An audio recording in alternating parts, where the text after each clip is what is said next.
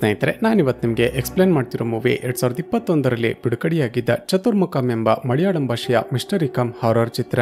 ಈ ಮೂವಿಯ ಕಾನ್ಸೆಪ್ಟ್ ಏನಂದ್ರೆ, ಚಿತ್ರದ ಹೀರೋಯಿನ್ ಆಗಿರುವ ತೇಜಸ್ವಿನಿ ಮೊಬೈಲ್ಗೆ ತುಂಬಾನೇ ಅಡಿಕ್ಟ್ ಆಗಿರ್ತಾಳೆ. ಯಾವಾಗ ನೋಡಿದ್ರು ಸೋಷಿಯಲ್ ಮೀಡಿಯಾದಲ್ಲಿ ಏನಾದ್ರೂ ಸ್ಕ್ರೋಲ್ ಮಾಡೋದು ಅಥವಾ ಪೋಸ್ಟ್ ಮಾಡೋದು ಮಾಡ್ತಾನೆ ಇರ್ತಾಳೆ. ಹೀಗಿರುವಾಗಲೇ ತಾನು ಯೂಸ್ ಮಾಡ್ತಿದ್ದ ಮೊಬೈಲ್ ಕಳೆದು ಹೋಯ್ತು ಅಂತ ಆನ್ಲೈನ್ ನಲ್ಲಿ ಕಡಿಮೆ ರೇಟಿಗೆ ಒಂದು ಮೊಬೈಲ್ ಅನ್ನ ಪರ್ಚೇಸ್ ಮಾಡ್ತಾಳೆ. ಸ್ನೇಹಿತರೆ, ಇಲ್ಲಿಂದ ಮುಂದೆ ತೇಜಸ್ವಿನಿಯ ಜೀವನದಲ್ಲಿ ತುಂಬಾನೇ ಹಾರರ್ ಹಾಗೂ ಮಿಸ್ಟೀರಿಯಸ್ ಇನ್ಸಿಡೆಂಟ್ ಗಳು ನಡೆಯೋದಕ್ಕೆ ಶುರುವಾಗುತ್ತವೆ. ಸೊ ಚಿತ್ರದಲ್ಲಿ ಮುಂದೇನಾಯ್ತು, ಮೊಬೈಲ್ ಅನ್ನ ಪರ್ಚೇಸ್ ಮಾಡಿದ ನಂತರ ತೇಜಸ್ವಿನಿಯ ಜೀವನದಲ್ಲಿ ನಡೆದದ್ದಾದ್ರೂ ಏನೋ. ಚಿತ್ರದಲ್ಲಿ ರಿವೀಲ್ ಆಗುವ ಬ್ಯಾಕ್ ಟು ಬ್ಯಾಕ್ ಟ್ವಿಸ್ಟ್ ಗಳ ಜೊತೆ ಕ್ಲೈಮ್ಯಾಕ್ಸ್ ನಲ್ಲಿ ರಿವೀಲ್ ಆಗುವ ಹಲವು ಶಾಕಿಂಗ್ ಟ್ವಿಸ್ಟ್ ಗಳಾದ್ರೂ ಏನೆಂಬುದನ್ನ ಈ ವಿಡಿಯೋದಲ್ಲಿ ನೋಡ್ತಾ ಹೋಗೋಣ.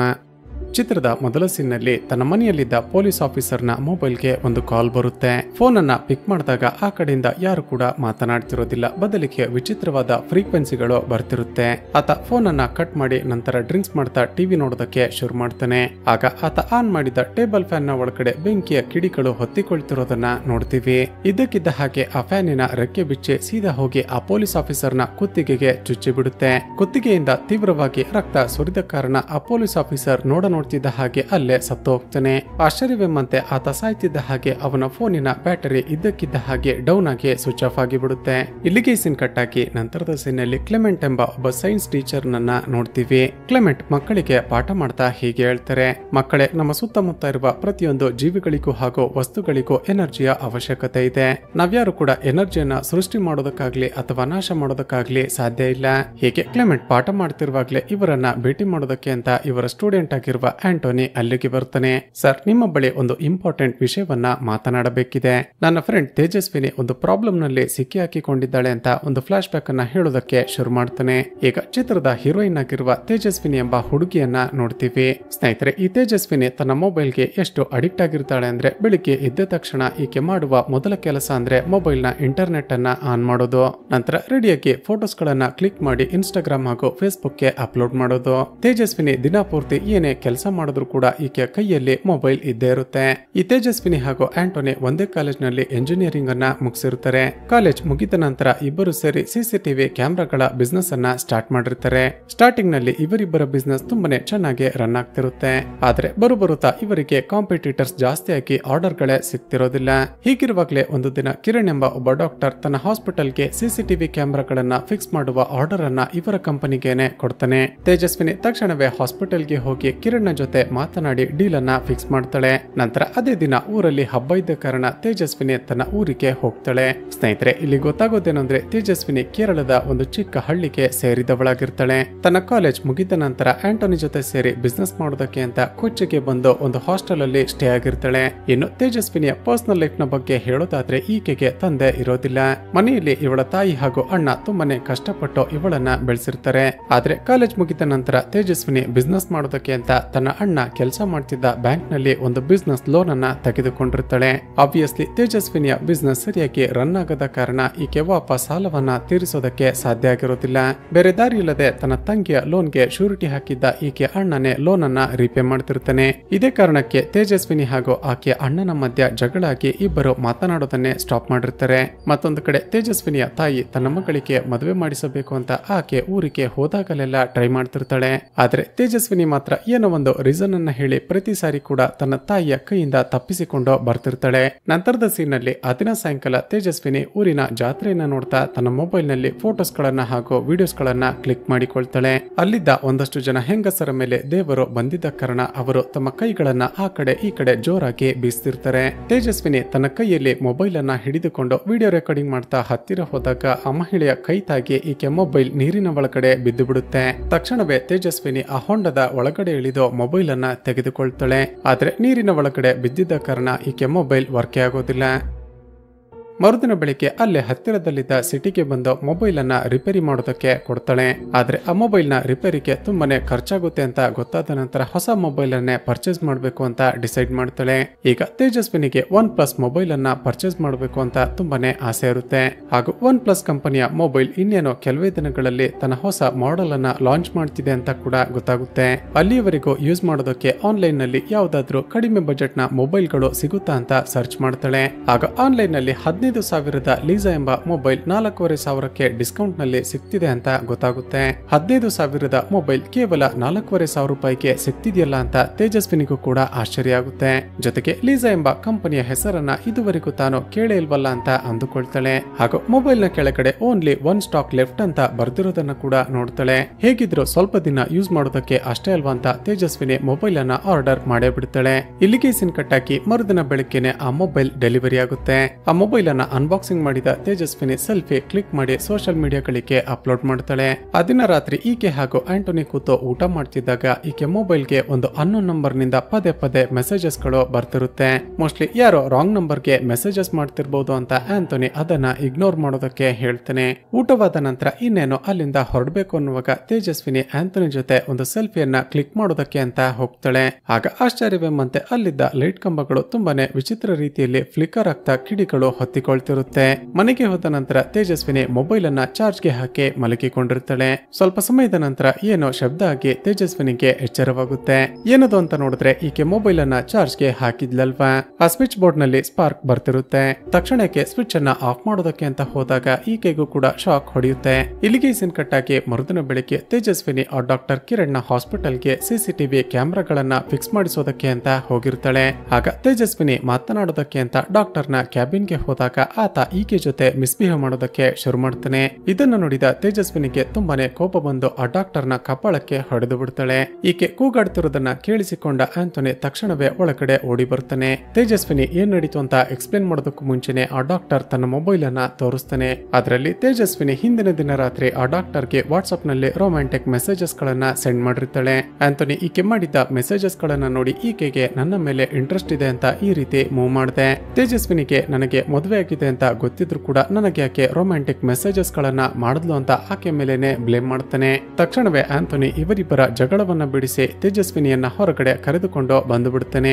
ಏನ್ ನಡೀತು ಅಂತ ವಿಚಾರಿಸಿದಾಗ ತೇಜಸ್ವಿನಿ ತನ್ನ ಮೊಬೈಲ್ ಅನ್ನ ಓಪನ್ ಮಾಡಿ ತನ್ನ ವಾಟ್ಸ್ಆಪ್ ಚಾಟ್ ಹಿಸ್ಟರಿಯನ್ನ ತೋರಿಸ್ತಾಳೆ.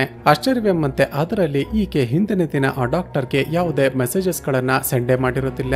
ಮೋಸ್ಟ್ಲಿ ಏನೋ ಟೆಕ್ನಿಕಲ್ ಗ್ಲಿಚ್ ಇರಬಹುದು ಅಂತ ಆಂಟೋನಿ ಆಕೆಗೆ ಸಮಾಧಾನ ಮಾಡ್ತಾನೆ. ಆದ್ರೆ ತೇಜಸ್ವಿನಿಗೆ ಮಾತ್ರ ತಾನು ಆ ಮೊಬೈಲ್ ಅನ್ನ ಪರ್ಚೇಸ್ ಮಾಡಿದಾಗಿನಿಂದ ಏನಾದ್ರೂ ಒಂದು ಇನ್ಸಿಡೆಂಟ್ ನಡೀತಲೇ ಇದೆ ಅಂತ ಅನುಮಾನ ಬರುತ್ತೆ. ತಕ್ಷಣವೇ ಆ ಮೊಬೈಲ್ ಅನ್ನ ರಿಟರ್ನ್ ಮಾಡೋಣ ಅಂತ ವೆಬ್ಸೈಟ್ ಅನ್ನ ಓಪನ್ ಮಾಡಿ ನೋಡಿದ್ರೆ ರಿಟರ್ನ್ ಪಾಲಿಸಿ ಇರೋದಿಲ್ಲ. ನಂತರ ಏನಾದ್ರೂ ಸಾಫ್ಟ್ವೇರ್ ಇಶ್ಯೂ ಇರಬಹುದು ಅಂತ ಮೊಬೈಲ್ ರಿಪೇರಿ ಶಾಪ್ ಗೆ ಹೋಗಿ ತೋರಿಸ್ತಾಳೆ. ಆದ್ರೆ ಆ ಮೊಬೈಲ್ ಅನ್ನ ಚೆಕ್ ಮಾಡಿದ ನಂತರ ರಿಪೇರ್ ಶಾಪ್ ನವನು ಆ ಮೊಬೈಲ್ ನಲ್ಲಿ ಏನೋ ಪ್ರಾಬ್ಲಮ್ ಇಲ್ಲ ಅಂತ ಹೇಳ್ತಾನೆ. ನಂತರ ಯಾವುದಕ್ಕೂ ಇರ್ಲಿ ಅಂತ ಒಂದು ಸೆಕೆಂಡ್ ಹ್ಯಾಂಡ್ ಫೋನ್ ಅನ್ನ ಪರ್ಚೇಸ್ ಮಾಡಿ ತನ್ನ ಸಿಮ್ ಕಾರ್ಡ್ ಅನ್ನ ಅದಕ್ಕೆ ಹಾಕಿಕೊಳ್ತಾಳೆ. ನಂತರ ಆ ದಿನ ರಾತ್ರಿ ತೇಜಸ್ವಿನಿ ಮಲಗಿಕೊಂಡಿದ್ದಾಗ ಫೋನ್ ರಿಂಗ್ ಆಗಿ ಈಕೆಗೆ ಎಚ್ಚರವಾಗುತ್ತೆ. ನೋಡಿದ್ರೆ ಈಕೆ ಯಾವ ಫೋನ್ಗೆ ಸಿಮ್ ಅನ್ನ ಹಾಕಿದ್ಲೋ ಆ ಫೋನ್ ರಿಂಗ್ ಆಗ್ತಿರೋದಿಲ್ಲ. ಬದಲಿಗೆ ಸಿಮ್ ಹಾಕದಿರೋ ಆ ಲೀಸಾ ಫೋನ್ ರಿಂಗ್ ಆಗ್ತಿರುತ್ತೆ. ಇದನ್ನು ನೋಡಿದ ತೇಜಸ್ವಿನಿಗೆ ಒಂದೇ ಸಾರಿ ಶಾಕ್ ಆಗಿ ಬಿಡುತ್ತೆ. ಫೋನ್ ಮಾಡ್ತಿರೋದು ಯಾರು ಅಂತ ಚೆಕ್ ಮಾಡಿದ್ರೆ ಈಕೆ ತಾಯಿಯ ನಂಬರ್ ಬರ್ತಿರುತ್ತೆ. ಆ ಫೋನ್ ಕಾಲ್ ಅನ್ನ ಪಿಕ್ ಮಾಡಿದ್ರೆ ಆ ಕಡೆಯಿಂದ ಈಕೆ ತಾಯಿ ಮಾತನಾಡ್ತಿರೋದಿಲ್ಲ, ಬದಲಿಗೆ ವಿಚಿತ್ರವಾದ ಫ್ರೀಕ್ವೆನ್ಸಿಗಳು ಕೇಳಿಸ್ತಿರುತ್ತೆ. ತಕ್ಷಣವೇ ಆ ಕಾಲ್ ಅನ್ನ ಕಟ್ ಮಾಡಿ ಮತ್ತೆ ತನ್ನ ತಾಯಿಯ ನಂಬರ್ಗೆ ಡಯಲ್ ಮಾಡ್ತಾಳೆ. ಆದ್ರೆ ತೇಜಸ್ವಿನಿಯ ತಾಯಿಯ ಮೊಬೈಲ್ ನಂಬರ್ ಸ್ವಿಚ್ ಆಫ್ ಆಗಿರುತ್ತೆ. ಅದೇ ಸಮಯಕ್ಕೆ ತೇಜಸ್ವಿನಿಯ ಪಕ್ಕದಲ್ಲಿದ್ದ ಡಿಜಿಟಲ್ ಟೈಮ್ ಕ್ಲಾಕ್ ನಲ್ಲಿ 3:14 ಹೋಗಿ ಲೀಸಾ ಅಂತ ಚೇಂಜ್ ಆಗೋದನ್ನ ನಾವು ನೋಡ್ತೀವಿ. ಇದಕ್ಕೆ ಮರುದಿನವೇ ತೇಜಸ್ವಿನಿ ತನ್ನ ಊರಿಗೆ ಹೋಗಿ ತನ್ನ ತಾಯಿ ಬಳಿ ನಿನ್ನೆ ರಾತ್ರಿ ನನಗೆ ಕಾಲ್ ಮಾಡಿದ್ದ ಅಂತ ವಿಚಾರಿಸ್ತಾಳೆ. ಅದಕ್ಕೆ ಈಕೆ ತಾಯಿ ಇಲ್ವಲ್ಲ, ನಾನು ಕಾಲೇ ಮಾಡಿಲ್ಲ ಅಂತ ಹೇಳ್ತಾಳೆ. ಈಗ ತೇಜಸ್ವಿನಿಗೆ ಅಲೀಸಾ ಎಂಬ ಮೊಬೈಲ್ ಅನ್ನ ಪರ್ಚೇಸ್ ಮಾಡಿದ ನಂತರವೇ ತನ್ನ ಜೀವನದಲ್ಲಿ ಏನೇನೋ ವಿಚಿತ್ರ ಘಟನೆಗಳು ನಡೀತಿದೆ ಅಂತ ಅರ್ಥ ಆಗುತ್ತೆ. ತಕ್ಷಣವೇ ಅಲ್ಲೇ ಇದ್ದ ನೀರಿನ ಹೊಂಡದ ಒಳಗಡೆ ಆ ಮೊಬೈಲ್ ಅನ್ನ ಬಿಸಾಕಿ ಬಿಡ್ತಾಳೆ. ನಂತರ ತೇಜಸ್ವಿನಿ ವಾಪಸ್ ಮನೆಗೆ ಬಂದಾಗ ತನ್ನ ಕೈ ಮೇಲೆ ಒಂದು ರೀತಿಯ ಅಲರ್ಜಿ ಆಗಿರೋದನ್ನ ನೋಡ್ತಾಳೆ. ಅದೇ ಸಮಯಕ್ಕೆ ಅಲೀಸಾ ಫೋನ್ ಅನ್ನ ತೆಗೆದುಕೊಂಡು ತೇಜಸ್ವಿನಿಯ ಕಸಿನ್ ಮನೆಗೆ ಬರ್ತಾನೆ. ತೇಜು, ನೀನು ಮೊಬೈಲ್ ಅನ್ನ ಆ ಹೊಂಡದ ಬಳಿ ಬಿಟ್ಟು ಬಂದಿದ್ಯಲ್ಲ, ಆ ಮೊಬೈಲ್ ಯಾರ್ದು ಅಂತ ನೋಡಿದಾಗ ವಾಲ್ ಪೇಪರ್ ನಲ್ಲಿ ನಿನ್ನ ಫೋಟೋ ಇತ್ತು. ಸೊ ಆ ಮೊಬೈಲ್ ನಿನ್ನದೇ ಅಂತ ಕನ್ಫರ್ಮ್ ಆಗಿ ತೆಗೆದುಕೊಂಡು ಬಂದಿದ್ದೀನಿ, ತಗೋ ಫೋನ್ ಅನ್ನ ಅಂತ ಕೊಡ್ತಾನೆ. ತನ್ನ ಮೊಬೈಲ್ ಅನ್ನ ನೀರಿನ ಒಳಗಡೆ ಎಸೆದಿದ್ದೆ, ಆ ಮೊಬೈಲ್ ಇವನ ಕೈಗೆ ಹೇಗೆ ಸಿಕ್ತು ಅಂತ ತೇಜಸ್ವಿನಿಗೆ ಶಾಕ್ ಆಗುತ್ತೆ. ಹಾಗೂ ಆಶ್ಚರ್ಯವೆಂಬಂತೆ ಆ ಮೊಬೈಲ್ ಕೈಗೆ ಬರ್ತಿದ್ದ ಹಾಗೆ ತೇಜಸ್ವಿನಿಯ ಕೈಯಲ್ಲಿ ಆಗಿದ್ದ ಅಲರ್ಜಿ ತನ್ನಷ್ಟಕ್ಕೆ ತಾನೇ ವಾಸಿಯಾಗುತ್ತೆ. ನಂತರ ಆ ಫೋನ್ ಅನ್ನ ಹೇಗಾದ್ರೂ ಮಾಡಿ ಡೆಸ್ಟ್ರಾಯ್ ಮಾಡಬೇಕು ಅಂತ ಅಂತ ಮನೆಯ ವಾಷಿಂಗ್ ಮಿಷಿನ್ ನ ಒಳಗಡೆ ಎಸೆದು ಬಿಡ್ತಾಳೆ. ಆದ್ರೆ ವಾಷಿಂಗ್ ಮಷಿನ್ ಎಷ್ಟೇ ರನ್ ಆದ್ರೂ ಕೂಡ ಮೊಬೈಲ್ಗೆ ಮಾತ್ರ ಏನು ಕೂಡ ಆಗೇ ಇರೋದಿಲ್ಲ. ಇಲ್ಲಿಗೆ ಸೀನ್ ಕಟ್ ಆಗಿ ಆ ದಿನ ರಾತ್ರಿ ತೇಜಸ್ವಿನಿ ವಾಪಸ್ ಕೊಚ್ಚಿಗೆ ಬರೋದಕ್ಕೆ ಅಂತ ರಸ್ತೆಯಲ್ಲಿ ಬಸ್ಗಾಗಿ ಕಾಯ್ತಾ ನಿಂತಿರ್ತಾಳೆ. ಅದೇ ಸಮಯಕ್ಕೆ ಮಳೆ ಕೂಡ ಶುರುವಾದ ಕಾರಣ ಮೊಬೈಲ್ ಅನ್ನ ಅಲ್ಲೇ ಬಿಸಾಕಿ ವಾಪಸ್ ಮನೆಯ ಕಡೆ ಬರ್ತಿರ್ತಾಳೆ. ಅದೇ ಸಮಯಕ್ಕೆ ರಸ್ತೆಯಲ್ಲಿ ತುಂಬಾನೇ ಸ್ಪೀಡ್ ಆಗಿ ಬರ್ತಿದ್ದ ಒಂದು ದೊಡ್ಡ ಲಾರಿ ಇನ್ನೇನೋ ಗುದ್ದಿ ಬಿಡುತ್ತೆ ಅನ್ನೋಷ್ಟರಲ್ಲಿ ತೇಜಸ್ವಿನಿ ಜಸ್ಟ್ ಮಿಸ್ ಆಗ್ತಾಳೆ. ವಾಪಸ್ ಮನೆಗೆ ಬಂದು ನೋಡಿದ್ರೆ ಆಶ್ಚರ್ಯವೆಂಬಂತೆ ಮತ್ತೆ ತೇಜಸ್ವಿನಿಯ ಕೈಯಲ್ಲಿ ಗುಳ್ಳೆಗಳಾಗಿ ಅಲರ್ಜಿ ಆಗಿರುತ್ತೆ. ಈಗ ಮತ್ತೆ ತನ್ನ ಕೈಯಲ್ಲಿ ಅಲರ್ಜಿ ಆಗಿರೋದನ್ನ ನೋಡಿದ ತೇಜಸ್ವಿನಿಗೆ ಒಂದು ವಿಷಯ ಕನ್ಫರ್ಮ್ ಆಗುತ್ತೆ. ಯಾವಾಗ ಈಕೆ ಆ ಮೊಬೈಲ್ ಬೇಡ ಅಂತ ಎಸೆದು ಬರ್ತಿರ್ತಾಳೋ ಆಗ ಈಕೆ ಕೈಯಲ್ಲಿ ಗುಳ್ಳೆಗಳಾಗಿ ಅಲರ್ಜಿ ಆಗ್ತಿರುತ್ತೆ. ತಕ್ಷಣವೇ ವಾಪಸ್ ಹೋಗಿ ತಾನು ಎಸೆದು ಬಂದಿದ್ದ ಆ ಮೊಬೈಲ್ ಅನ್ನ ತೆಗೆದುಕೊಳ್ತಾಳೆ. ಆ ಮೊಬೈಲ್ ಅನ್ನ ಕೈಗೆ ಎತ್ತಿಕೊಳ್ತಿದ್ದ ಹಾಗೆ ಮತ್ತೆ ಈಕೆ ಕೈಯಲ್ಲಾಗಿದ್ದ ಅಲರ್ಜಿ ತನ್ನಷ್ಟಕ್ಕೆ ತಾನೇ ವಾಸಿಯಾಗುತ್ತೆ. ಮನೆಗೆ ಬಂದ ನಂತರ ಮತ್ತೆ ಆ ಮೊಬೈಲ್ ಅನ್ನ ಹೇಗಾದ್ರೂ ಮಾಡಿ ಡೆಸ್ಟ್ರಾಯ್ ಮಾಡಬೇಕು ಅಂತ ಸುತ್ತಿಗೆಯಿಂದ ಒಡೆಯೋದಕ್ಕೆ ಶುರು ಮಾಡ್ತಾಳೆ. ಆದ್ರೆ ಶಾಕಿಂಗ್ಲಿ ಈಕೆ ಎಷ್ಟೇ ಒಡೆದು ಆ ಮೊಬೈಲ್ ಅನ್ನ ಸ್ಕ್ರಾಚ್ ಮಾಡಿದ್ರು ಕೂಡ ತನ್ನಷ್ಟಕ್ಕೆ ತಾನೇ ರಿಪೇರಿ ಆಗ್ತಿರುತ್ತೆ. ಹೀಗೆ ಇದನ್ನೆಲ್ಲ ನೋಡಿದ ತೇಜಸ್ವಿನಿಗೆ ಮತ್ತಷ್ಟು ಭಯ ಆಗೋದಕ್ಕೆ ಶುರುವಾಗುತ್ತೆ. ತಕ್ಷಣವೇ ಇಂಟರ್ನೆಟ್ ನಲ್ಲಿ ಅಲೀಸಾ ಎಂಬ ಕಂಪನಿಯ ಬಗ್ಗೆ ಏನಾದ್ರೂ ಇನ್ಫಾರ್ಮೇಶನ್ ಸಿಗುತ್ತಾ ಅಂತ ಸರ್ಚ್ ಮಾಡ್ತಾಳೆ. ಆದ್ರೆ ಇಂಟರ್ನೆಟ್ ನಲ್ಲಾಗ್ಲಿ ಸೋಷಿಯಲ್ ಮೀಡಿಯಾಗಳಲ್ಲಾಗ್ಲಿ ಅಲೀಸಾ ಎಂಬ ಕಂಪನಿಯ ಬಗ್ಗೆ ಯಾವೊಂದು ಇನ್ಫಾರ್ಮೇಶನ್ ಕೂಡ ಸಿಗೋದಿಲ್ಲ. ತಕ್ಷಣವೇ ಆ ಮೊಬೈಲ್ ಅನ್ನ ತನಗೆ ಹೋಮ್ ಡೆಲಿವರಿ ಮಾಡಿದ ವೇರ್ ಹೌಸ್ ಗೆ ಹೋಗಿ ಸಪ್ಲೈಯರ್ ನ ಬಗ್ಗೆ ವಿಚಾರಿಸ್ತಾಳೆ. ಆಗ ಅಲೀಸಾ ಎಂಬ ಮೊಬೈಲ್ ಅನ್ನ ಇಂಟರ್ನೆಟ್ ನಲ್ಲಿ ಲಿಸ್ಟಿಂಗ್ ಮಾಡಿದ್ದು ಫಿಲಿಪ್ಸ್ ಎಂಬ ಒಬ್ಬ ವ್ಯಕ್ತಿ ಅಂತ ಗೊತ್ತಾಗುತ್ತೆ. ತಕ್ಷಣವೇ ಫಿಲಿಪ್ ನ ನಂಬರ್ ಅನ್ನ ಕಲೆಕ್ಟ್ ಮಾಡ್ಕೊಂಡು ಅವನಿಗೆ ಕಾಲ್ ಮಾಡ್ತಾಳೆ. ಆದ್ರೆ ಮೊಬೈಲ್ ಸ್ವಿಚ್ ಆಫ್ ಆಗಿರುತ್ತೆ. ನಂತರ ಆ ಫಿಲಿಪ್ ನ ಮನೆಯ ಅಡ್ರೆಸ್ ಅನ್ನ ಕಲೆಕ್ಟ್ ಮಾಡ್ಕೊಂಡು ಆಂಥೋನಿ ಜೊತೆ ಅಲ್ಲಿಗೆ ಹೋಗೋದಕ್ಕೆ ಡಿಸೈಡ್ ಮಾಡ್ತಾಳೆ. ಮತ್ತೊಂದು ಕಡೆ ಇವರೆಲ್ಲ ಹುಡುಕ್ತಿರುವ ಆ ಫಿಲಿಪ್ ಬಳಿ ಕೂಡ ಸೇಮ್ ಅದೇ ರೀತಿಯ ಲೀಸಾ ಮೊಬೈಲ್ ಇರೋದನ್ನ ನಾವು ನೋಡ್ತೀವಿ. ಫಿಲಿಪ್ ತನ್ನ ಕಂಪ್ಯೂಟರ್ ನಲ್ಲಿ ಏನನ್ನೋ ಚೆಕ್ ಮಾಡ್ತಿದ್ದಾಗ ಇದಕ್ಕಿದ್ದ ಹಾಗೆ ಇವನ ಮನೆಯ ಲೈಟ್ ಗಳು ಫ್ಲಿಕರ್ ಆಗೋದಕ್ಕೆ ಶುರುವಾಗುತ್ತವೆ. ಹಾಗೂ ಒಂದು ವಿಚಿತ್ರ ಧ್ವನಿಯಲ್ಲಿ ಇಟ್ಸ್ ಮೈ ಫೋನ್ ಅಂತ ಯಾರೋ ಹೇಳ್ತಿರುವ ಹಾಗೆ ಕೇಳಿಸುತ್ತೆ. ಗಾಬರಿಯಾದ ಫಿಲಿಪ್ ಆ ವಾಯ್ಸ್ ಎಲ್ಲಿಂದ ಬರ್ತಿದೆ ಅಂತ ತನ್ನ ಮನೆಯನ್ನೆಲ್ಲ ಹುಡುಕ್ತಾನೆ. ಅದೇ ಸಮಯಕ್ಕೆ ಇವನ ಬಳಿ ಇದ್ದ ಆ ಲೀಸಾ ಫೋನ್ ರಿಂಗ್ ಆಗೋದಕ್ಕೆ ಶುರುವಾಗುತ್ತೆ. ಹತ್ತಿರ ಹೋಗಿ ನೋಡುವಷ್ಟರಲ್ಲಿ ಆ ಫೋನ್ ಇದ್ದಕ್ಕಿದ್ದ ಹಾಗೆ ಇವನ ಎದೆಗೆ ಅಂಟಿಕೊಳ್ಳುತ್ತೆ. ನೋಡ್ತಿದ್ದ ಹಾಗೆ ಫಿಲಿಪ್ಸ್ಗೆ ಹಾರ್ಟ್ ಅಟ್ಯಾಕ್ ಆಗಿ ಆತ ಅಲ್ಲೇ ಸತ್ತು ಹೋಗ್ತಾನೆ. ಹೀಗೆ ಫಿಲಿಪ್ ಸತ್ತ ನಂತರವೂ ಕೂಡ ಇವನ ಬಳಿ ಇದ್ದ ಆ ಲೀಸಾ ಫೋನ್ ನ ಬ್ಯಾಟರಿ ಸ್ಟೆಪ್ ಬೈ ಸ್ಟೆಪ್ ಖಾಲಿಯಾಗಿ ಸ್ವಿಚ್ ಆಫ್ ಆಗುತ್ತೆ. ಮರುದಿನ ಬೆಳಿಗ್ಗೆ ಈ ಫಿಲಿಪ್ಸ್ ನನ್ನ ಹುಡುಕಿಕೊಂಡು ತೇಜಸ್ವಿನಿ ಹಾಗೂ ಆಂಟೋನಿ ಅವನ ಮನೆಗೆ ಬರ್ತಾರೆ. ಒಳಗಡೆ ಬಂದು ನೋಡಿದ್ರೆ ಫಿಲಿಪ್ಸ್ ಆಗಲೇ ಸತ್ತು ಹೋಗಿದ್ದಾನೆ ಅಂತ ಗೊತ್ತಾಗಿ ಇಬ್ಬರಿಗೂ ತುಂಬಾನೇ ಶಾಕ್ ಆಗುತ್ತೆ. ಅದೇ ಸಮಯಕ್ಕೆ ಅಲ್ಲೇ ಟೇಬಲ್ ನ ಮೇಲೆ ಫಿಲಿಪ್ಸ್ ಯೂಸ್ ಮಾಡ್ತಿದ್ದ ಆ ಲೀಸಾ ಫೋನ್ ಅನ್ನ ಇಟ್ಟಿರ್ತಾರೆ. ಅದನ್ನ ನೋಡಿದ ಮೇಲೆ ತೇಜಸ್ವಿನಿಗೆ ಕನ್ಫರ್ಮ್ ಆಗುತ್ತೆ ಪಕ್ಕ ಆತ ಆ ಫೋನ್ ನಿಂದಾನೆ ಸತ್ತಿದ್ದಾನೆ ಅಂತ. ತಕ್ಷಣ ಆಫೀಸ್ಗೆ ವಾಪಸ್ ಬಂದು ಫಿಲಿಪ್ಸ್ ನ ಸೋಷಿಯಲ್ ಮೀಡಿಯಾ ಅಕೌಂಟ್ ಗಳನ್ನ ಚೆಕ್ ಮಾಡ್ತಾಳೆ. ಆತ ಕೂಡ ಸೇಮ್ ತೇಜಸ್ವಿನಿ ರೀತಿನೇ ಸೋಷಿಯಲ್ ಮೀಡಿಯಾಗಳಲ್ಲಿ ತುಂಬಾನೇ ಆಕ್ಟಿವ್ ಆಗಿದ್ದ ಅಂತ ಗೊತ್ತಾಗುತ್ತೆ. ನಂತರ ಸಡನ್ ಆಗಿ ಏನೋ ಫ್ಲಾಶ್ ಆಗಿ ತಾನು ಆ ಫೋನ್ ನಲ್ಲಿ ಕ್ಲಿಕ್ ಮಾಡಿದ ಸೆಲ್ಫಿಗಳನ್ನ ಚೆಕ್ ಮಾಡಿದಾಗ ಒಂದಷ್ಟು ನಂಬರ್ ಗಳು ಕಾಣಿಸುತ್ತವೆ. ನಂತರ ಸತ್ತಿರುವ ಫಿಲಿಪ್ಸ್ ಅಪ್ಲೋಡ್ ಮಾಡಿದ ಫೋಟೋಸ್ ಗಳನ್ನ ಚೆಕ್ ಮಾಡಿದಾಗ ಅವನ ಫೋಟೋಸ್ ಗಳಲ್ಲೂ ಕೂಡ ಒಂದಷ್ಟು ನಂಬರ್ ಗಳು ಮೆನ್ಷನ್ ಆಗಿರುತ್ತವೆ. ಆದ್ರೆ ಸಾಮಾನ್ಯವಾಗಿ ಆ ಫೋಟೋಸ್ ಗಳನ್ನ ನೋಡಿದಾಗ ಆ ನಂಬರ್ ಗಳು ಕಾಣಿಸುತ್ತಿರೋದಿಲ್ಲ. ಸ್ನೇಹಿತರೆ, ಆಕ್ಚುಲಿ ಫೋಟೋಸ್ ಗಳಲ್ಲಿದ್ದ ಆ ನಂಬರ್ ಗಳು ಡಿಸೆಂಡಿಂಗ್ ಆರ್ಡರ್ ಇರುತ್ತೆ. ಅಂದ್ರೆ ಫೋಟೋಗಳಲ್ಲಿದ್ದ ನಂಬರ್ ಗಳು ಕೌಂಟ್ ಡೌನ್ ರೀತಿ ಮೆನ್ಷನ್ ಆಗ್ತಿರುತ್ತೆ. ತಕ್ಷಣವೇ ತೇಜಸ್ವಿನಿ ತನ್ನ ಮೊಬೈಲ್ ನಲ್ಲಿ ಒಂದು ಸೆಲ್ಫಿಯನ್ನ ಕ್ಲಿಕ್ ಮಾಡ್ತಾಳೆ. ಈ ಬಾರಿ ಆಕೆ ಸೆಲ್ಫಿ ಫೋಟೋದಲ್ಲಿ 16 ಎಂಬ ನಂಬರ್ ಮೆನ್ಷನ್ ಆಗಿರುತ್ತೆ. ತಕ್ಷಣ ಮತ್ತೆ ಫಿಲಿಪ್ಸ್ ನ ಫೋಟೋಸ್ ಗಳನ್ನ ಚೆಕ್ ಮಾಡಿದಾಗ ಒಂದು ವಿಷಯವನ್ನ ಅಬ್ಸರ್ವ್ ಮಾಡ್ತಾಳೆ. ಅದೇನಂದ್ರೆ ಆತ ಯಾವ ದಿನ ಲೀಸಾ ಫೋನ್ ಅನ್ನ ಪರ್ಚೇಸ್ ಮಾಡಿದ್ನೋ ಅಲ್ಲಿಂದ 21 ದಿನಗಳ ಕಾಲ ಸೆಲ್ಫಿಯನ್ನ ಕ್ಲಿಕ್ ಮಾಡಿ ಸೋಷಿಯಲ್ ಮೀಡಿಯಾಗಳಲ್ಲಿ ಅಪ್ಲೋಡ್ ಮಾಡಿರ್ತಾನೆ. ಫಿಲಿಪ್ಸ್ ಲೀಸಾ ಫೋನ್ ಅನ್ನ ಪರ್ಚೇಸ್ ಮಾಡಿದ 22ನೇ ದಿನ ಸತ್ತಿದ್ದಾನೆ ಅಂತ ತೇಜಸ್ವಿನಿಗೆ ಕನ್ಫರ್ಮ್ ಆಗುತ್ತೆ.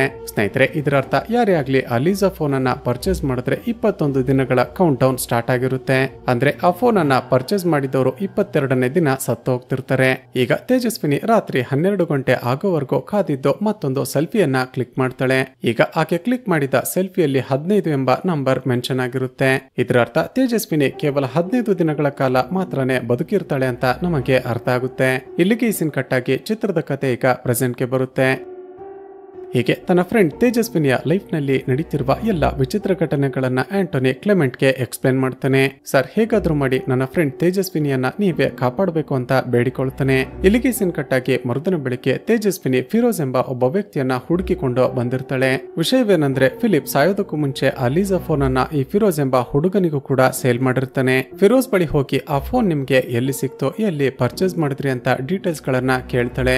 ಮೇಡಮ್, ಒಂದು ದಿನ ಹೊಸ ಫೋನ್ ಅನ್ನ ಪರ್ಚೇಸ್ ಮಾಡಬೇಕು ಅಂತ ರ್ಯಾಂಡಮ್ ಆಗಿ ಇಂಟರ್ನೆಟ್ ನಲ್ಲಿ ಸರ್ಚ್ ಮಾಡ್ತಿದ್ದಾಗ ಈ ಲೀಸಾ ಫೋನ್ ಅನ್ನ ನೋಡಿದ್ದೆ. 15,000 ಫೋನ್ ಕೇವಲ 4,500ಕ್ಕೆ ಲಿಸ್ಟ್ ಆಗಿದ್ದ ಕಾರಣ ತಕ್ಷಣವೇ ಆರ್ಡರ್ ಮಾಡಿದ್ದೆ. ಫೋನ್ ಪರ್ಚೇಸ್ ಮಾಡಿದ ನಂತರ ಯೂಸ್ ಮಾಡ್ತಾ ನನಗೆ ತುಂಬಾನೇ ಇಷ್ಟ ಆಯ್ತು. 10 ದಿನಗಳ ಹಿಂದೆ ಈ ಫೋನ್ ಅನ್ನ ಪರ್ಚೇಸ್ ಮಾಡಿ ಒಂದೇ ಒಂದು ಸಾರಿ ಚಾರ್ಜ್ ಮಾಡಿದ್ದೆ ಅಷ್ಟೇ.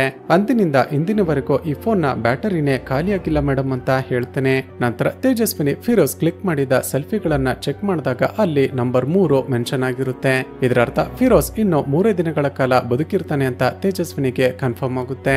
ತಕ್ಷಣವೇ ಆಂಥೋನಿ ತೇಜಸ್ವಿನಿಯನ್ನ ಕರೆದುಕೊಂಡು ಕ್ಲೆಮೆಂಟ್ ಎಂಬ ಸೈನ್ಸ್ ಟೀಚರ್ ನ ಮನೆಗೆ ಬರ್ತಾನೆ. ಆ ಫೋನ್ ಅನ್ನ ಚೆಕ್ ಮಾಡಿದಾಗ ಕ್ಲೆಮೆಂಟ್ ಒಂದು ವಿಷಯವನ್ನ ಅಬ್ಸರ್ವ್ ಮಾಡ್ತಾನೆ. ಅದೇನಂದ್ರೆ ಆ ಫೋನ್ ನಲ್ಲಿ ಯಾವುದೇ ಪ್ರಾಬ್ಲಮ್ ಇರೋದಿಲ್ಲ. ಆದ್ರೆ ಫೋನ್ ನ ರೇಡಿಯೇಷನ್ ಅನ್ನ ಚೆಕ್ ಮಾಡಿದಾಗ ಆ ಫೋನ್ ತುಂಬಾನೇ ರೇಡಿಯೇಟ್ ಆಗ್ತಿದೆ ಅಂತ ಗೊತ್ತಾಗುತ್ತೆ. ಹಾಗೂ ನಂಬರ್ ನ ಬಗ್ಗೆ ಹೇಳಿದಾಗ ಮೋಸ್ಟ್ಲಿ ಅದೆಲ್ಲ ಕೋಇನ್ಸಿಡೆನ್ಸ್ ಇರಬೇಕು. ತೇಜಸ್ವಿನಿ ನೀನೇನೋ ತಲೆ ಕೆಡಿಸಿಕೊಳ್ಬೇಡ, ನಿನ್ನ ಮೊಬೈಲ್ ನಲ್ಲಿದ್ದ ಎಲ್ಲ ಡೇಟಾವನ್ನ ಕಾಪಿ ಮಾಡಿಕೊಂಡಿದ್ದೀನಿ, ಡೇಟಾವನ್ನ ಚೆಕ್ ಮಾಡ್ತೀನಿ, ಏನಾದ್ರೂ ಇನ್ಫಾರ್ಮೇಶನ್ ಸಿಕ್ಕರೆ ಕಾಲ್ ಮಾಡ್ತೀನಿ ಅಂತ ಹೇಳ್ತೇನೆ. ಆ ದಿನ ರಾತ್ರಿ ತೇಜಸ್ವಿನಿಯ ಮೊಬೈಲ್ ನಲ್ಲಿದ್ದ ಎಲ್ಲ ಡೇಟಾವನ್ನ ಚೆಕ್ ಮಾಡಿ ಮತ್ತೆ ಮರುದಿನ ಬೆಳಿಗ್ಗೆ ಅವರನ್ನ ಮನೆಗೆ ಕರೆಸ್ತಾನೆ. ತೇಜಸ್ವಿನಿ ನಿನ್ನೆ ರಾತ್ರಿ ನಿನ್ನ ಮೊಬೈಲ್ ನಲ್ಲಿದ್ದ ಎಲ್ಲ ಡೇಟಾವನ್ನ ಡೀಟೇಲ್ ಆಗಿ ಚೆಕ್ ಮಾಡಿದೆ. ಆಗ ನಿನ್ನ ಫೋನ್ ನಲ್ಲಿ ಒಂದು ಹಿಡನ್ ಫೋಲ್ಡರ್ ಇರೋದನ್ನ ಅಬ್ಸರ್ವ್ ಮಾಡಿದೆ. ಆ ಫೋಲ್ಡರ್ ನಲ್ಲಿ ಈ ವಿಡಿಯೋ ಇತ್ತು ನೋಡಿ ಅಂತ ವಿಡಿಯೋವನ್ನ ಪ್ಲೇ ಮಾಡಿ ತೋರಿಸ್ತಾನೆ. ಆ ವಿಡಿಯೋದಲ್ಲಿ ಒಬ್ಬ ಹುಡುಗ ಕ್ಯಾಮ್ರಾವನ್ನ ನೋಡ್ತಾ ಕೋಡಿಂಗ್ ತುಂಬಾನೇ ಚೆನ್ನಾಗಿ ರನ್ ಆಗ್ತಿದೆ. ಮೊಬೈಲ್ ನ ಬ್ಯಾಟರಿ ಲೈಫ್ ಅನ್ನ ಕೂಡ ಈಗ ಚೆನ್ನಾಗಿ ಆಪ್ಟಿಮೈಸ್ ಮಾಡಿದ್ದೀನಿ. ಈ ಮೊಬೈಲ್ ನ ಫೈನಲ್ ಔಟ್ಪುಟ್ ಹೇಗಿರುತ್ತೋ ನೋಡೋಣ ಅಂತ ಹೇಳಿ ವಿಡಿಯೋವನ್ನ ಸ್ಟಾಪ್ ಮಾಡಿರ್ತಾನೆ. ಆ ವಿಡಿಯೋ ನೋಡಿದ ತೇಜಸ್ವಿನಿ ಸರ್ ಅಷ್ಟಕ್ಕೂ ಯಾರಿ ಹುಡುಗ ಅಂತ ಕೇಳ್ತಾಳೆ.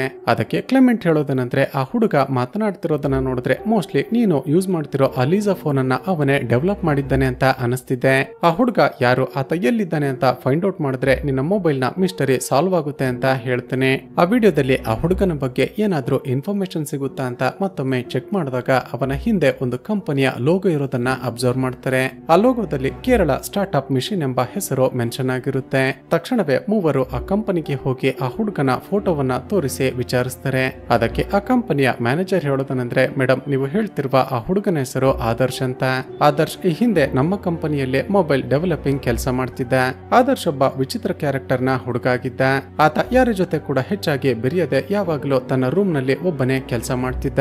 ತಾನು ಕೆಲಸ ಮಾಡ್ತಿದ್ದಾಗ ಯಾರಾದ್ರೂ ಹೋಗಿ ಮಾತನಾಡಿಸಿದ್ರೆ ಅವರ ಮೇಲೆ ರೇಗಿ ಬಿಡ್ತಿದ್ದ.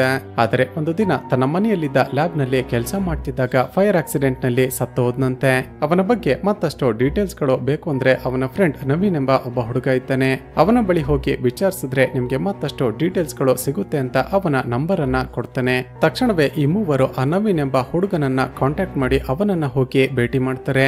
ಆದರ್ಶ್ ಬಗ್ಗೆ ಕೇಳಿದಾಗ ಆತ ಹೇಳೋದೇನಂದ್ರೆ ಮೇಡಮ್ ಆದರ್ಶ್ ತುಂಬಾನೇ ಬ್ರಿಲಿಯಂಟ್ ಸ್ಟೂಡೆಂಟ್ ಆಗಿದ್ದ. ಕಾಲೇಜ್ ಮುಗಿದ ನಂತರ ಕೇರಳ ಸ್ಟಾರ್ಟ್ಅಪ್ ಮಷಿನ್ ಎಂಬ ಒಂದು ಸಣ್ಣ ಕಂಪನಿಯಲ್ಲಿ ಕೆಲಸಕ್ಕೆ ಸೇರಿಕೊಂಡಿದ್ದ. ಎಕ್ಸ್ಪೀರಿಯನ್ಸ್ ಆದ ನಂತರ ತನ್ನದೇ ಒಂದು ಹೊಸ ಸ್ಟಾರ್ಟ್ಅಪ್ ಕಂಪನಿಯನ್ನ ಸ್ಟಾರ್ಟ್ ಮಾಡಬೇಕು ಅಂತ ಆಸೆ ಪಟ್ಟಿದ್ದ. ಲೀಸಾ ಎಂಬ ತನ್ನ ತಾಯಿಯ ಹೆಸರನ್ನೇ ಮೊಬೈಲ್ ಗಿಟ್ಟು ಮೊಬೈಲ್ ಡೆವಲಪ್ ಮಾಡೋದಕ್ಕೆ ಶುರು ಮಾಡ್ದ. ಈಗಾಗಲೇ ಮಾರ್ಕೆಟ್ ನಲ್ಲಿರುವ ಮೊಬೈಲ್ ಗಳಿಗಿಂತ ತನ್ನ ಕಂಪನಿಯ ಮೊಬೈಲ್ ಗಳು ತುಂಬಾನೇ ಯೂನಿಕ್ ಹಾಗೂ ಯೂಸ್ಫುಲ್ ಆಗಿರ್ಬೇಕು ಅಂತ ಆಸೆ ಪಟ್ಟಿದ್ದ. ತುಂಬಾನೇ ರಿಸರ್ಚ್ ಮಾಡಿ ತನ್ನ ಮೊಬೈಲ್ ಗೆ ಒಂದು ಹೊಸ ಚಾರ್ಜಿಂಗ್ ಮೆಥಡ್ ಅನ್ನ ಕಂಡುಹಿಡಿದಿದ್ದ. ಅದೇನೆಂದ್ರೆ ಕಸ್ಟಮರ್ ಗಳು ಲೀಸಾ ಮೊಬೈಲ್ ಅನ್ನ ಹೊಸದಾಗಿ ಪರ್ಚೇಸ್ ಮಾಡಿದಾಗ ಕೇವಲ ಒಂದೇ ಒಂದು ಸಾರಿ ಚಾರ್ಜ್ ಮಾಡಿದ್ರೆ ಸಾಕಾಗಿತ್ತು. ನಂತರ ಲೀಸಾ ಮೊಬೈಲ್ ಸುತ್ತಮುತ್ತಲಿನ ವಾತಾವರಣದಲ್ಲಿರುವ ಎನರ್ಜಿಯನ್ನ ಅಟ್ರಾಕ್ಟ್ ಮಾಡಿಕೊಂಡು ತನ್ನಷ್ಟಕ್ಕೆ ತಾನೇ ಚಾರ್ಜ್ ಆಗ್ತಿತ್ತು. ಆದರ್ಶ್ ಪ್ರತಿದಿನ ಸಾಯಂಕಾಲ ತಾನು ಮಾಡ್ತಿರುವ ಡೆವಲಪ್ ಅನ್ನ ನನಗೆ ವಿಡಿಯೋ ಕಾಲ್ ಮಾಡಿ ತೋರಿಸ್ತಿದ್ದ. ಹೀಗೆ ಮೊಬೈಲ್ ನ ಡೆವಲಪ್ಮೆಂಟ್ ಮುಗಿದ ನಂತರ ಅದನ್ನ ಪ್ರೊಡಕ್ಷನ್ ಮಾಡಿ ಸೇಲ್ ಮಾಡೋದಕ್ಕೆ ಬೇಕಾಗಿರುವ ದುಡ್ಡನ್ನ ಇನ್ವೆಸ್ಟ್ ಮಾಡೋದಕ್ಕೆ ಯಾರಾದ್ರೂ ಇನ್ವೆಸ್ಟರ್ ಗಳು ಸಿಗ್ತಾರಾ ಅಂತ ಹುಡುಕ್ತಿದ್ದ. ಆಗ ಗುಪ್ತಾ ಎಂಬ ಒಬ್ಬ ಇನ್ವೆಸ್ಟರ್ ಆದರ್ಶ್ ನ ಕಂಪನಿಯಲ್ಲಿ ದುಡ್ಡನ್ನ ಇನ್ವೆಸ್ಟ್ ಮಾಡೋದಕ್ಕೆ ಮುಂದೆ ಬಂದ. ಸ್ವಲ್ಪ ದುಡ್ಡನ್ನ ಇನ್ವೆಸ್ಟ್ ಮಾಡಿ ಆದಷ್ಟು ಬೇಗ ಮೊಬೈಲ್ ನ ಪ್ರೊಡಕ್ಷನ್ ಸ್ಟಾರ್ಟ್ ಮಾಡೋದಕ್ಕೆ ಎಂಡ್ ಪ್ರಾಡಕ್ಟ್ ಅನ್ನ ರೆಡಿ ಮಾಡುವಂತ ಡೆಡ್ಲೈನ್ ಅನ್ನ ಕೊಟ್ಟಿದ್ದ. ಆದರ್ಶ್ ಕೂಡ ಸರಿ ಅಂತ ಮೊಬೈಲ್ ಅನ್ನ ಪ್ರಾಪರ್ ಆಗಿ ಡೆವಲಪ್ ಮಾಡಿ ಅವನಿಗೆ ಡೆಮೋ ತೋರಿಸಿದ್ದ. ಆದ್ರೆ ಫೈನಲ್ ಟೆಸ್ಟಿಂಗ್ ನಲ್ಲಿ ಮೊಬೈಲ್ ಕ್ಯಾಮೆರಾ ಸರಿ ಇಲ್ಲ ಅಂತ ಗುಪ್ತಾ ಮೊಬೈಲ್ ಮಾಡೆಲ್ ಅನ್ನ ರಿಜೆಕ್ಟ್ ಮಾಡಿದ್ದೆ. ನಂತರ ಒಂದು ಲೀಗಲ್ ನೋಟಿಸ್ ನ ಮೂಲಕ 21 ದಿನಗಳ ಕಾಲ ಟೈಮ್ ಅನ್ನ ಕೊಟ್ಟು ಆದಷ್ಟು ಬೇಗ ಪ್ರಾಬ್ಲಮ್ ಗಳಿಗೆ ಸೊಲ್ಯೂಷನ್ ಅನ್ನ ಕಂಡುಹಿಡಿಯೋದಕ್ಕೆ ಹೇಳಿದ್ದೆ. ಒಂದು ವೇಳೆ ಮೊಬೈಲ್ ನಲ್ಲಿರುವ ಪ್ರಾಬ್ಲಮ್ ಗಳು ಸರಿ ಹೋಗದೇ ಇದ್ರೆ ತನಗಾಗಿರುವ ಲಾಸ್ ಅನ್ನ ನೀನೆ ಕಟ್ಟಿಕೊಡ್ಬೇಕು ಅಂತ ನೋಟಿಸ್ ಅನ್ನ ಕಳುಹಿಸಿದ್ದ. ಇದೆಲ್ಲದರಿಂದ ಬೇಜಾರಾಗಿದ್ದ ಆದರ್ಶ್ ಬೇರೆ ಯಾರಾದ್ರೂ ದುಡ್ಡನ್ನ ಇನ್ವೆಸ್ಟ್ ಮಾಡೋದಕ್ಕೆ ಇನ್ವೆಸ್ಟರ್ ಗಳು ಸಿಗ್ತಾರ ಅಂತ ಹುಡುಕಿದ್ದ. ಆದ್ರೆ ಆದರ್ಶ್ ನ ಕಂಪನಿಯಲ್ಲಿ ಯಾರೊಬ್ಬರು ಕೂಡ ಇನ್ವೆಸ್ಟ್ ಮಾಡೋದಕ್ಕೆ ಮಾಡೋದಕ್ಕೇನೆ ರೆಡಿ ಇರೋದಿಲ್ಲ. ನಂತರ ಗೊತ್ತಾಗಿರುತ್ತೆ ಶಾಕಿಂಗ್ಲಿ ಇದೆಲ್ಲ ಕೂಡ ಇನ್ವೆಸ್ಟರ್ ಗುಪ್ತಾ ಮಾಡಿರುವ ಪ್ಲಾನ್ ಅಂತ. ಅಂದ್ರೆ ಗುಪ್ತಾ ಮೊದಲೇ ಎಲ್ಲವನ್ನ ಪ್ಲಾನ್ ಮಾಡಿ ಆದರ್ಶ್ಗೆ ಮೊಬೈಲ್ ಅನ್ನ ಡೆವಲಪ್ ಮಾಡೋದಕ್ಕೆ ಹೇಳಿರ್ತಾನೆ. ನಂತರ ಬೇಕಂತಲೇ ಆದರ್ಶ್ ಡೆವಲಪ್ ಮಾಡಿರುವ ಮೊಬೈಲ್ ಅನ್ನ ರಿಜೆಕ್ಟ್ ಮಾಡಿ ಆತ ತನಗಾಗಿರುವ ಲಾಸ್ ಅನ್ನ ವಾಪಸ್ ಪೇ ಮಾಡೋದಕ್ಕೆ ಸಾಧ್ಯವಾಗದಿದ್ದಾಗ ಅಲೀಜಾ ಕಂಪನಿಯನ್ನ ತಾನೇ ಅಕ್ವೈರ್ ಮಾಡಿಕೊಳ್ಬೇಕು ಅಂತ ಪ್ಲಾನ್ ಮಾಡಿರ್ತಾನೆ. ಹಾಗೂ ಗುಪ್ತಾನೆ ಆದರ್ಶ್ನ ಕಂಪನಿಯಲ್ಲಿ ಯಾವೊಬ್ಬ ಇನ್ವೆಸ್ಟರ್ ಕೂಡ ತನ್ನ ದುಡ್ಡನ್ನ ಇನ್ವೆಸ್ಟ್ ಮಾಡದ ಹಾಗೆ ಸೆಟ್ ಮಾಡಿರ್ತಾನೆ. ಈ ವಿಷಯ ಗೊತ್ತಾಗ್ತಿದ್ದ ಹಾಗೆ ಆದರ್ಶ್ಗೆ ಪಿತ್ತ ನೆತ್ತಿಗೇರುತ್ತೆ. ತಕ್ಷಣವೇ ಆ ಗುಪ್ತನ ಮನೆಗೆ ಹೋಗಿ ಅವನನ್ನ ಸಾಯಿಸಿ ಬಿಡ್ತಾನೆ. ತಕ್ಷಣ ವಾಪಸ್ ತನ್ನ ಆಫೀಸ್ಗೆ ಬಂದು ನವೀನ್ಗೆ ವಿಡಿಯೋ ಕಾಲ್ ಮಾಡಿ ಆದರ್ಶ್ ಎಲ್ಲವನ್ನ ಎಕ್ಸ್ಪ್ಲೇನ್ ಮಾಡ್ತಾನೆ. ಆದರ್ಶ್ ಗುಪ್ತನನ್ನ ಕೊಲೆ ಮಾಡ್ದ ಅಂತ ಗೊತ್ತಾಗ್ತಿದ್ದ ಹಾಗೆ ನವೀನ್ಗೂ ಕೂಡ ತುಂಬಾನೇ ಶಾಕ್ ಆಗಿರುತ್ತೆ.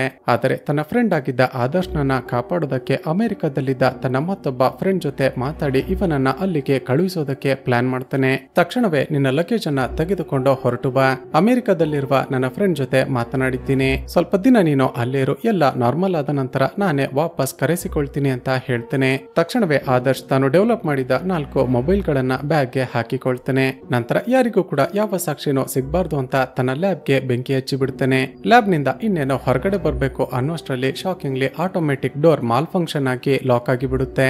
ಇದರಿಂದಾಗಿ ಆದರ್ಶ್ ಕೂಡ ಆ ಲ್ಯಾಬ್ ನ ಒಳಗಡೆನೆ ಬೆಂಕಿಯಲ್ಲಿ ಸುಟ್ಟು ಸತ್ತು ಹೋಗ್ತಾನೆ. ನಂತರ ಒಂದು ಬಿಲ್ಡಿಂಗ್ ನಲ್ಲಿ ಫೈರ್ ಆಕ್ಸಿಡೆಂಟ್ ಆಗಿದೆ ಅಂತ ಗೊತ್ತಾಗ್ತಿದ್ದ ಹಾಗೆ ಪೊಲೀಸರು ತಕ್ಷಣವೇ ಸ್ಪಾಟ್ಗೆ ಬಂದಿರ್ತಾರೆ. ಸಬ್ ಇನ್ಸ್ಪೆಕ್ಟರ್ ಆದರ್ಶ್ನ ಲ್ಯಾಬ್ ಅನ್ನ ಚೆಕ್ ಮಾಡ್ತಿದ್ದಾಗ ಆತ ಡೆವಲಪ್ ಮಾಡಿದ ಮೊಬೈಲ್ಗಳು ಸೂಟ್ ಕೇಸ್ ನ ಒಳಗಡೆ ಸಿಕ್ಕಿರುತ್ತವೆ. ಸ್ನೇಹಿತರೆ, ಈಗ ರಿವೀಲ್ ಆಗುವ ಟ್ವಿಸ್ಟ್ ಏನ್ ಗೊತ್ತಾ?